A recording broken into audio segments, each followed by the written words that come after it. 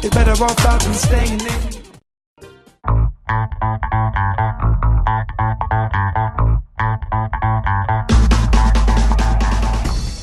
Okay, PositiveTV gets lots of electric vehicles today. I've started off on a scooter. This is completely electric, and I'm hoping obviously to build myself up to a BMW, Toyota Prius, something like that, and maybe, you never know, they might give me one. Watch with me.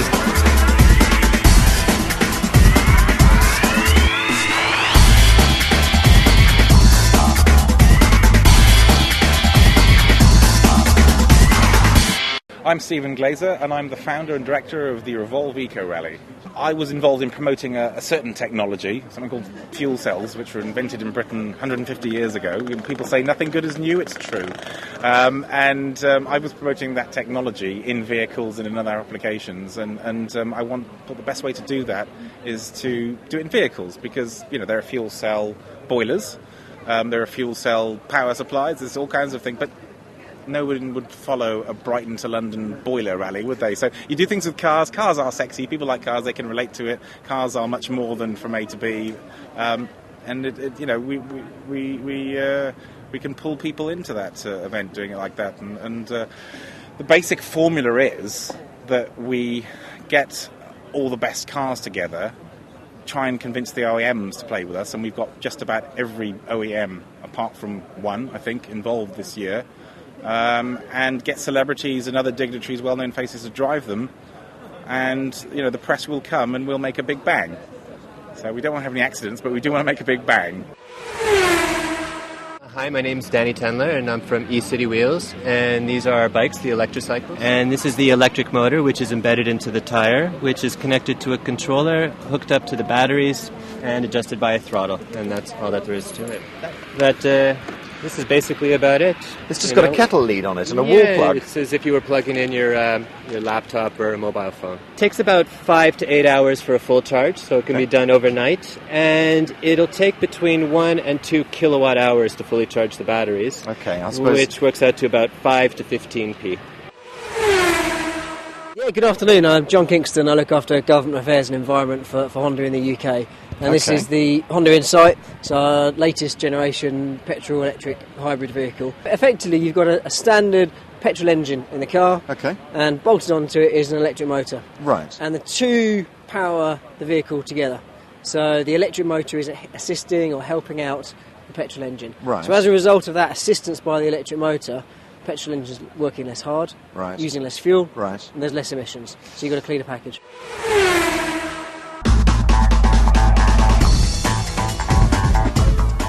Okay, so this is where we refuel with hydrogen, and that's a standard hydrogen refueling nozzle. So the green light goes on that says ready. Yeah, when that stops flashing, saying it's ready. That's it. Okay, so what? Now this is... We're ready to go.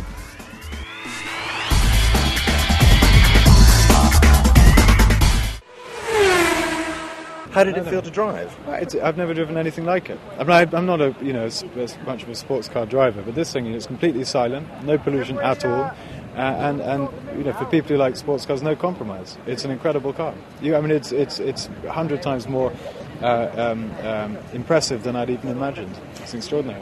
0 to 60 in 3.9 seconds, and it'll do that on about 4 pounds of electricity, and it has a range of about 200 miles on that charge. So it's a very environmental way to drive, but also a very economical way to drive. No, but I've seen the obviously the difference here is if you go across there and you chat to the scooter guy, he'll tell you it's 4p a day. Yeah. And yours is like £4 a day. So this is the luxury. Right, if you drive version, 200 miles, right?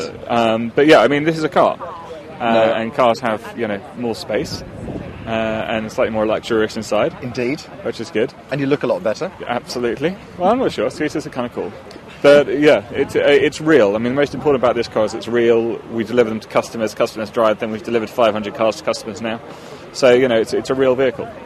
And of course, the luxury item, it does cost a luxury price tag, doesn't it? Yeah, well, you have to start somewhere. And in the history of all new technology, it generally starts off fairly expensive. So yes, this is an expensive product, and it sells to people that want that sort of price range vehicle.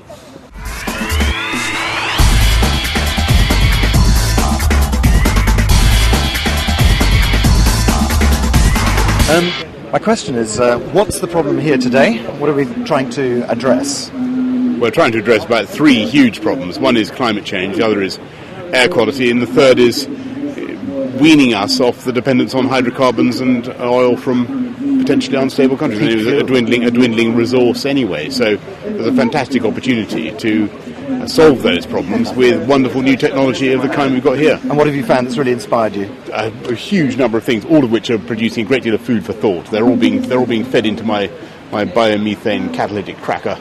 And we're going to work out how. I think there's some fantastic things here that we need to promote. I'm Quentin Wilson, and I've been doing this thing for the last 3 years. We began in 2007, and people looked at us as complete cranks, weirdos with a lot of funny cars that didn't make any noise or any smoke. And here we are, strangely, in the month that General Motors has filed for Chapter 11, because they made pickup trucks and SUVs that did 8 miles to the gallon, and they just completely misinterpreted the market. And it's a fantastic feeling to be here, to know that this technology is here and now, and the speed of change is ferocious, absolutely ferocious. And what is so good is the consumer now really does want to drive cars like these, and they want better air quality, and they want energy security and low CO2. And the excitement of driving, as I have today, a Tesla Roadster, which is purely electric and does 60 in 3.9 breathless seconds. So it's not dull, it's not worthy, it's not, unexciting. Quite the opposite. This is the most exciting time for the motor industry since the Model T. Had a stunning day at City Hall. All these fantastic vehicles of all different types and varieties. So all that we have to do now is to choose which one I want to take home with me, because apparently I get to take one. And so I'm thinking about the Tesla, obviously, because that's very expensive. But on the other hand, I do fancy a new scooter as well. And so should I go for hydrogen? Should I go for electric? Maybe I should go for a car that's powered by banana skins.